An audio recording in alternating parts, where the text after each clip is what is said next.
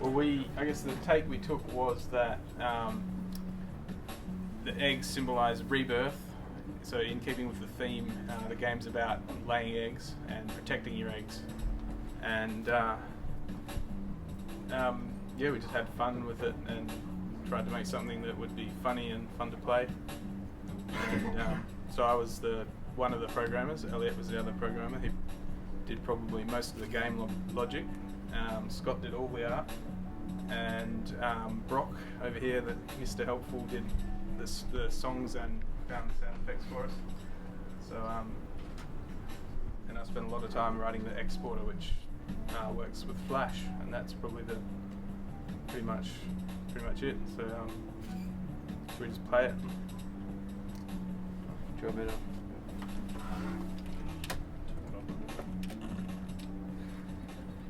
Actually, does anyone know how to turn up the volume? I'm going to turn it up.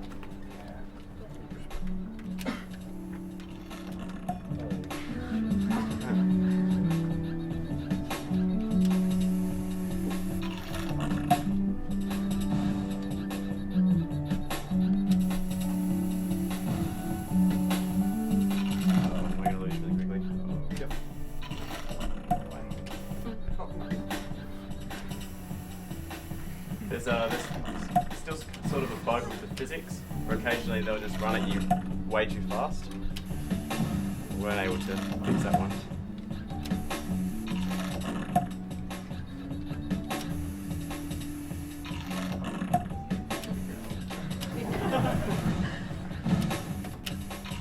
And that was the bug he was doing. Yeah. Yeah. Yeah, it makes it interesting.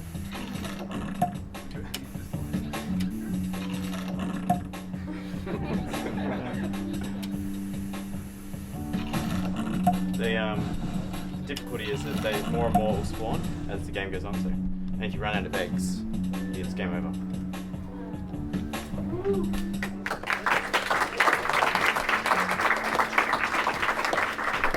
Okay, so I kind of missed out on the start of Game Jam. I've been busy, I couldn't make it till 12 o'clock today. So I thought I'll come along and I'll spend the 6 hours and I'll try and do what I can. So I kind of missed out on the theme as well, and all you guys having a brainstorming session. So I looked at the theme, it was like a worm eating itself, so I was like, okay, I'll just go literally with a worm that eats itself. So the game is called Worm Will Eat Itself. If anyone thinks this looks familiar, if you were at Game Jam last year, then you're not correct. He's wearing a hat this year, so it's clearly, clearly a different worm.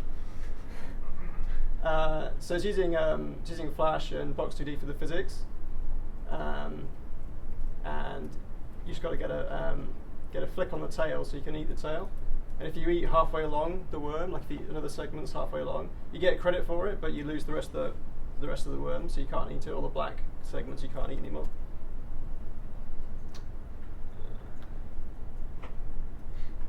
So yeah, that's pretty much. You basically got to eat the worm from the arse first.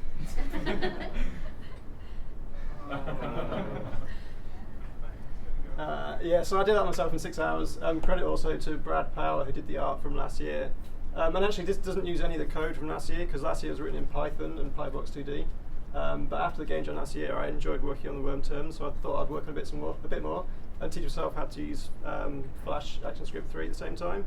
So I rewrote it all from scratch around February last year in Flash, and I've just taken that code base and kind of pillaged stuff today. I hope no one objects. But yeah, that's the worm will eat itself. Thanks.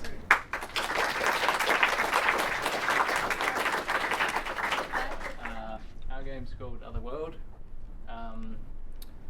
There was me and Baz. Some of you probably know Baz working on the code. Rich did all the art, and we had Brock over here doing all of our audio pretty much, apart from one or two explosion sounds. Our game is based around the theme in that there's kind of two planes of existence, you'll see shortly, and basically you travel between death and being reborn back into the normal world. So we'll just give a quick demo. So we did this in Unity. So you can see it's kind of a platform shooter. You start with one simple fireball spell, and then you level up with a lightning spell. And then as you kill monsters, you basically just level up your spells. And you can see these portals there. So as you progress through the level, you unlock them. If you die, you go down into the Underworld. And you can't progress any further in the Underworld, you can only go backwards. And so then you can go back up to the Overworld here. So because Rich hadn't progressed very far, there wasn't much in the Underworld. But as it gets a bit further, there'll be more going on.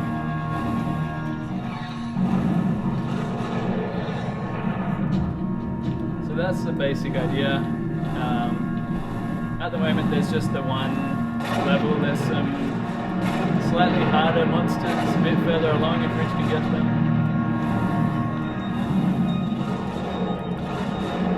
There we go. They're very similar monsters, but they're a bit harder. So yeah, that's pretty much it. As you progress, it gets harder and harder, and then eventually you get to a gateway, which is currently the end, until we add some more levels. That's it.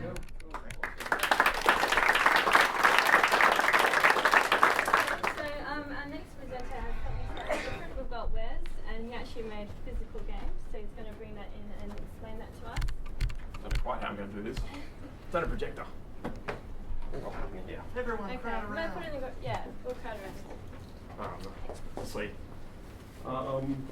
This is my second attempt, not quite as funny as my first attempt, as you can tell from the box and scribbles on it. I came with this idea from helping other guys do their platform game, which you saw before, and I kind of went, well, I've never actually played a platform board game, so I decided to make a platform board game, which is actually built as you play. So I decided to do it circular, the whole life, like going around. I thought the symbol represented a lot of balance and circular motion. So this base of the game is built by the active player decides which tile to put down next to actually build it up. And they all represent little snakes as characters. These also became a bit too small, my characters, but that's what I came up with at the time. I didn't realise until I printed, went, probably a bit small. But I printed that about an hour ago, so I'm not really surprised to tell the truth. The idea is you get around the board with your character, trying to stop other people from helping yourself. There's blocks that block you, there's some broken floor. I've got little tokens to represent the other bits that change the board to actually change how the game flows. And the idea is you plan to rig it for yourself and to stop other people. If I can jump, I can get over blocks. So I deliberately, if I was the active player, I put down the tile that most helped me and hopefully stop other players. So if I think someone's about to fall off an edge, I deliberately make sure I pick a tile that's going to make them fall off the edge and I can get through whatever I'm going to put in front of me. And of course, everyone's trying to do that, so hopefully it should work as a concept of people stopping each other up. There's life rebirth again. I've got Ankh representing resurrection for your character, which is basically whenever you die, either falling too far, getting squashed by someone else, having a block dropped on your head, having a hole put underneath you and falling too far, that type of thing is where you die in the game. Ankh's where you resurrect. If you find your corpse, the most recent corpse, you then move your resurrection point to the most recent corpse and you go again. So there's progression in the game, getting forward. So if someone rushes off ahead and actually gets ahead of things, which I thought could have been a problem, their corpse will be a long, long way back. So threadily, if things do go wrong from at some point, because you can stuff yourself up, where you physically can't keep yourself alive, you will then reset back and join it from another point. So there's a lot of deciding what other people are going to do and how you're going to react to what other people do, and based on your cards and what you think they're going to do. If someone's well ahead, you try and stuff it. Everyone tries to stuff up who's ahead. That's standard in board games. So has yet to be play tested, so it's probably flawed quite badly. But so be it. That's what happens with the games. Right, next one. This got a bit more time. You can tell I've actually got a box. I've got some rules. So this one's actually fairly well finished. This is a puzzle game, very mechanical puzzle game. The idea is to form shapes that are complete and score points for the 4 different colours as you do it. Now this probably doesn't work as well unless people actually see it, but I'll give you a rough explanation. So the board's made at random to start with, and it's all made of these tiles representing 2 snake segments on each. I swap 2 over, and I decide which one I decide to score. The scoring one, wherever I put it down, I'll just say this one, I can put it down on the board, will get me 1 point for yellow segment attached to the yellow side and 1 point for red segment attached to the red side. So basically I'm trying to get points in the 4 colours. Now, the trick to this game as well is that I didn't want people rushing off with a couple colours and getting some ridiculous score. So your score is based on the smallest of your 4 colours. So if I have like 30 points, 30 points, 30 points, 10 points, my overall score is 10. If I don't have 10 in one colour. So there's kind of a balancing with it within the game itself. Some other random rules. When a shape's complete, there's a couple red shape here and a blue shape here is complete. That's then locked down. Those tiles, anything attached to that shape is now no longer movable. So slowly this board will become unmovable. That's when the game's actually considered over. When there's moves that don't actually progress, where you're swapping tiles and not going anywhere, that's when the game's considered finished. At that point, you work out whoever's got the most points. Another slight trick. Every player is given a head tile, which is basically the Ourobash logo, the head, the tail connected for 2 colours. This can be replaced with any tile on the board at any point, and will give you double the points of whatever it would score normally. So it's a very good one to drop down when a shape's basically complete and score it, because a shape can no longer be moved, except for the head tile can be replaced with something. Of course, there's a bit of a gamble with this as well. I worked out as I was, this one got a bit of play testing. If you want to be very greedy and wait for the very end to drop this down to the last move, a given shape can only have 1 set of heads on it. So if I go at the very end, oh, I'm going to go blue, and someone before me goes, oh, blue, and then you go, oh, bugger. So you basically lose the potential point. So it's a bit of a balancing of greed. So someone may be trick and play these very early to guarantee points and not lose anything, but that's a risk of what you get. Thanks, Wez.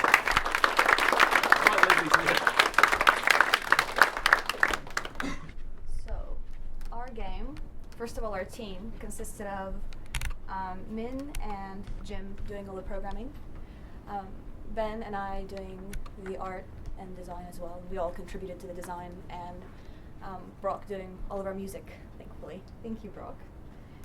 And our game went through a bit of a transformation throughout.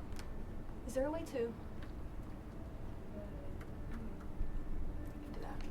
So it's written in JavaScript and HTML5, and the whole idea, I'll probably play through this twice because the game itself is very short, but the whole idea is that part of the theme is that you replay it multiple times to see multiple endings.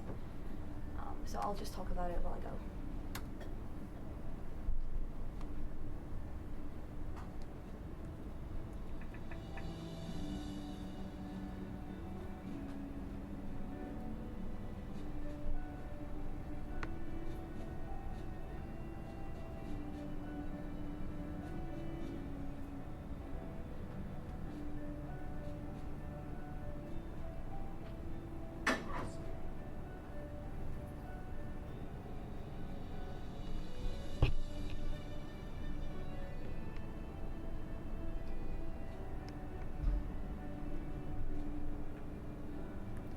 So you end up in this spiral dungeon, and the idea of the spiral dungeon is also the circular nature of it.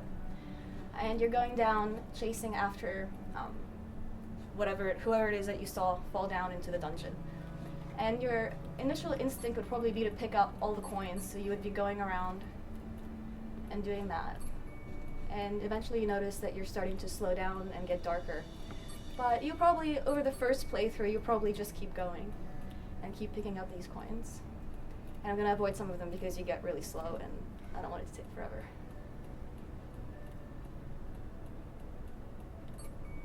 And this is one of the endings that you get. This is probably the first one that you would run into, is you picked up too much gold, and as you pick up gold you get heavier and more corrupted.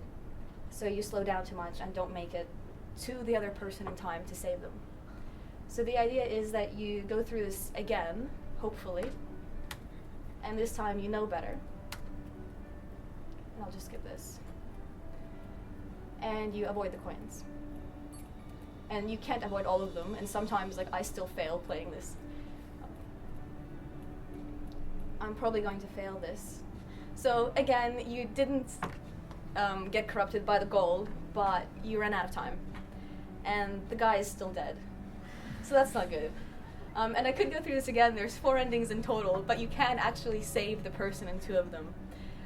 There's an ending where you don't pick up the coins and go through really quickly, and you save the other guy, which is probably the ideal ending. And there is an ending where you can pick up the gold and become corrupted and evil and still save the guy, which is an ending I guess that some would prefer. But it's all depends on timing and how fast you can get there and how heavy you get while you're going. Good afternoon, ladies and gentlemen! All right. Who here is still awake? Didn't think so. That's fantastic, because that means now we can blabber about anything and you're going to hear a moment of it. Who here likes cats? Yeah, woo! Who here doesn't like cats? Yes. Yeah, Well, I we know, have a I game will. that are going to cater to both of you. So, without further ado, I present to you Infinicat! Powered by Unity. See, isn't it adorable? Now, the game is based around the idea of the fact that you can sort of, well, with the idea of rebirth is that you can die, but then you still use what you leave behind to progress in the game. As Steve is going to eventually show us one of these. Oh yes, tutorial. I don't need to say a thing. No, you don't. You can let the tutorial say it all for you. Welcome to Infinicat. This tutorial will help you traverse deadly painy things. Up ahead is this respawn point. Yay! Jump on into respawn here. And now you've got a respawn point. That means whenever you die, you're going to respawn there. Which is lucky, because when you do die, Steve, if you please, being a cat, you die very easily. But, if you notice, when we go back to where we were, there is now a sarcophagus which blocks the mummy. You can use that sarcophagus as a physical object to be able to jump. Apparently so can the mummy. But the idea is that a lot of the puzzles can be either helped or hindered by the idea of when you die, you use the sarcophagus to progress further or use it in different ways depending on whatever you can handle.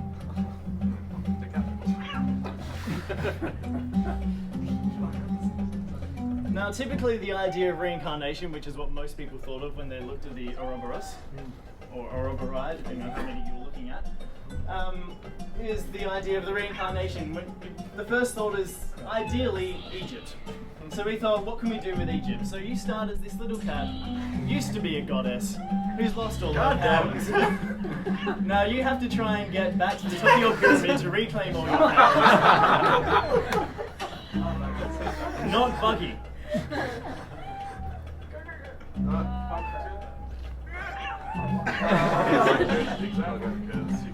Perfect. Too high to jump.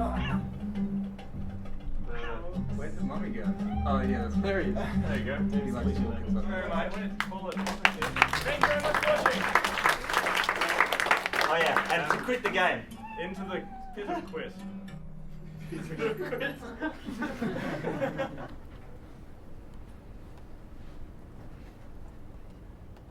So my game is based on it's a 2-player game, and you're both controlling like a world snake, which is a snake that stretches all the way across the world, and you have to collect followers. So I'm controlling the top snake, and Rob with WASD is controlling the bottom snake.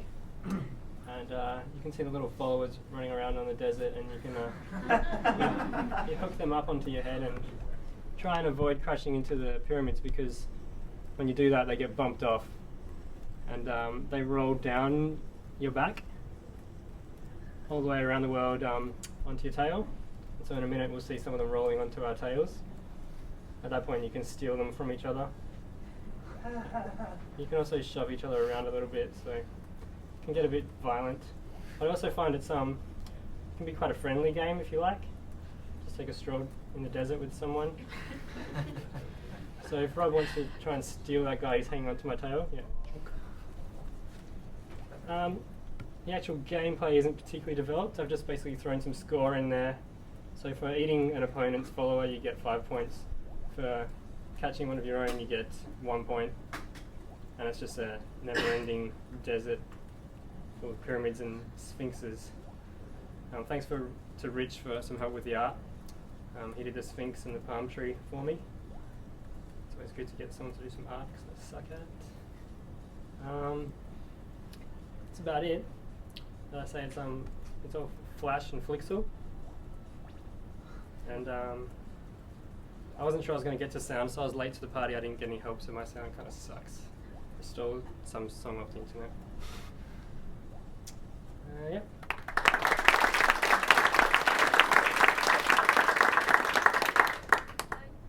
Alrighty, the game we've built is called Globe.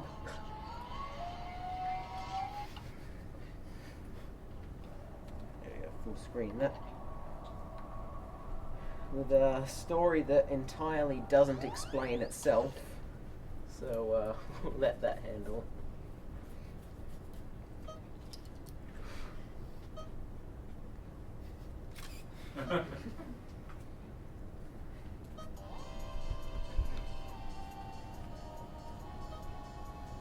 Then you get basically a whole bunch of instructions from a hidden speaker somewhere in the dark. It gives you all the instructions, which there's a fair few, so I'll jump through. Arrows make you move. You can turn your head on with shift as you're a light bulb for no particular reason. And the important part of this game, though, is that it's battery powered. Not just your battery powered, but the entire game is. So we can switch our head on. We've got some light on here. We can get batteries, and they'll charge us up if we're low. But using our head uses up our power, and I'll skip all that stuff. We can stick batteries into little power generators to activate doors or other traps and things, but that uses up our battery power as well, takes us closer to dangerous death, and shutting off the entire game for us. There's a whole bunch of levels that basically consist with you trying to reach the big power battery at the end. You'll get a score at the end based on how much battery you had left. And as you go, though, because the levels are randomly selected from about 20 different levels, although we'd rather have more, but time constraints and whatnot. As you go, you've got battery depletion, so even though you're charging up, your battery's starting to get weaker and weaker, and you just can't last for as long. So it continues to get harder. Go, say some stuff. I'm trying to play. Nathan, he did most of the programming. He did the movement engine and everything. I basically did probably a bit more than half the levels and the music, and Nathan did the sound. Oh, we haven't tested this level yet. Alright, well, that one doesn't work properly. You're going to get to see me run out of power pretty soon, which should be nice. Yeah. Well, we took the theme, which probably was more relevant when we started the game, of the idea that you can never win. This game has no winning for you. There's no actual success. The idea is that you will die. It's the inevitable, which we didn't actually look up what the word meant, but we took our meaning from it. Was that it was inevitable that you'd reach the end. Well, no, you wouldn't reach an end. It would continue to keep going, and yeah. That's sort of where we went with it. We decided you're never going to reach the end of this game. You will die. Yeah, that's Globe for you.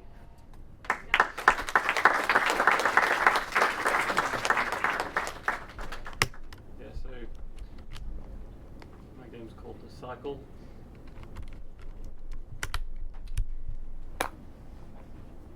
Basically, didn't really get enough time to do much gameplay, but so you got these little floaty guys here and these ghost things, and then you have the floaty guys are trying to eat the mushrooms, which are like that one there. Where'd he go? And the ghost things are trying to eat the floaty guys and avoid you, because when you touch the ghost things, they turn into mushrooms. Yeah, so I turned that guy into a mushroom, So the idea is like the theme is based on the cycle of life. So I wanted it to be like an ecosystem, and when you get all the ghost people, because you think you're supposed to be protecting these guys with the ears here from the ghost people, and when you get all of them, then there's no one left to eat the guys with ears, and so you can't make any more mushrooms. Yeah, and so you disrupt the ecosystem. So by winning, you lose. Yeah, and that's my game. Right.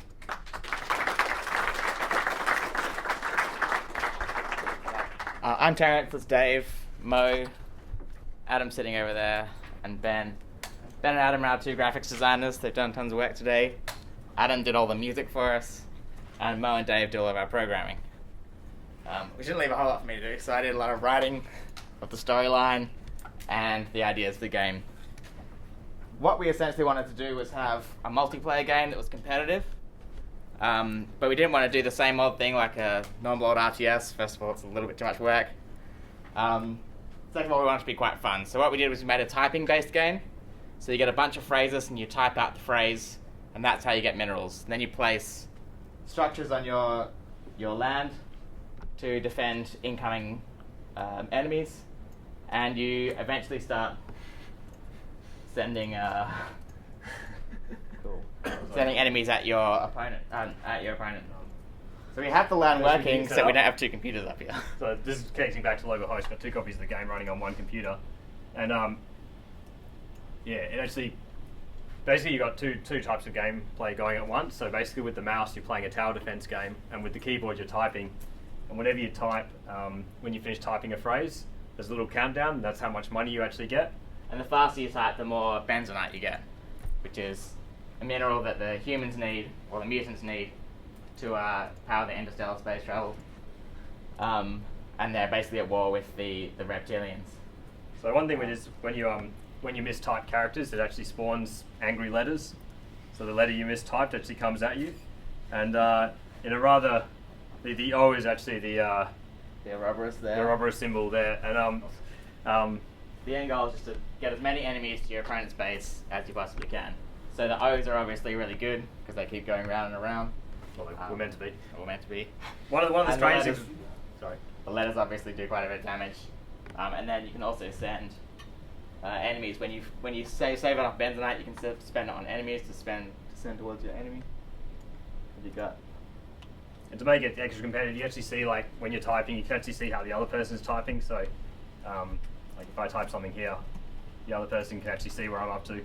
And what's probably rather unusual is the game actually forces you to type out the instruction manual, like when you're first playing it, and then it makes you type out the story of the game, and that's pretty much all we actually put in terms of data for the text.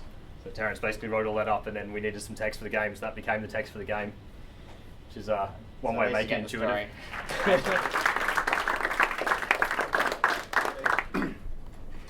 So we were brainstorming Friday night, and we came up with this idea. We thought a lot about, like, you know, the whole rebirth thing and the death thing, and then we just decided to just go in a totally different direction with, like, a little bit of a sci-fi-ish thing. And it's called While Alive, and it's basically about a robot who is stuck in a constant while true loop, where he's basically, he can't stop doing whatever you, like, make him do. And set in Botlam, Robot Asylum, in the Infinite Loop ward. And you can see his While Alive loop going there, and you just drop functions in there, and he will just keep doing them. And it's basically a platformer about, as you'll see Liam play it.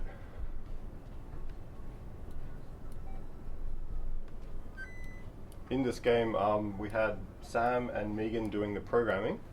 We used Game Maker, and me and Liam handled a lot of the art, and Liam did a lot of the level design. We did a weird thing with the art, like a lot of the stuff's 3D models that we then textured over in Photoshop to create a very distinctive kind of thing. And yeah, when you die, you get the blue screen of death. That wasn't a real blue screen of death. That was intentional. don't suck. No, I'm good at this game. I'm good at games. It's actually one of those games that really frustrates people because you want to control him like with a WASD or something like that, but you've got to actually just drag and drop functions, and you can only put 3 functions in there, so it's about choosing the right ones for the right puzzle to get through an area. And I don't know why, but it's such a crazy place. There's fans that kill you, like in an insane asylum. He's not being looked after very well there. And at the end of the game, you get this function called break, which you can use. If you don't use break, you just go through. You'll start back at the start of the game again. You have to go through it again. And break just takes you out of the... So you have to break down the slope. Yeah. And credits. Very nice.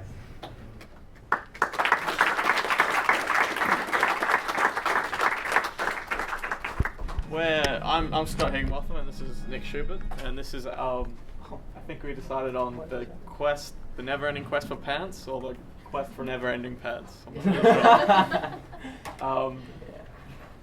Sort of a side-scrolling, I don't know, it's called beat 'em up. Yeah. Where you're a naked wizard. Yeah, so you're a naked wizard, and you fight these sort of elemental creatures, zombies. And the whole idea was that you'd be able to absorb them and gain their power to fight them.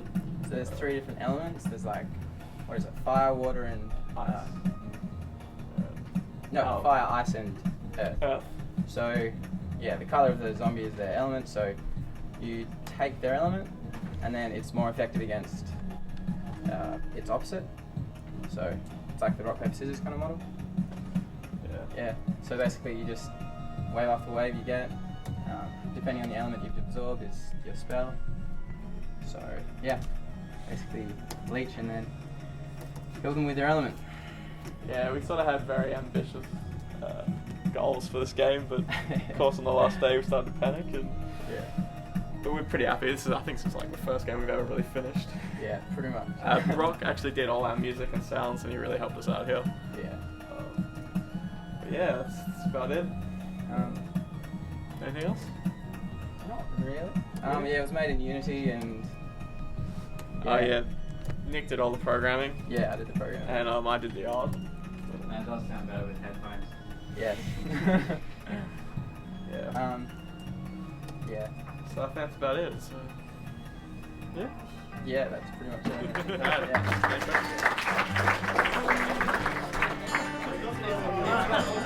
Yeah.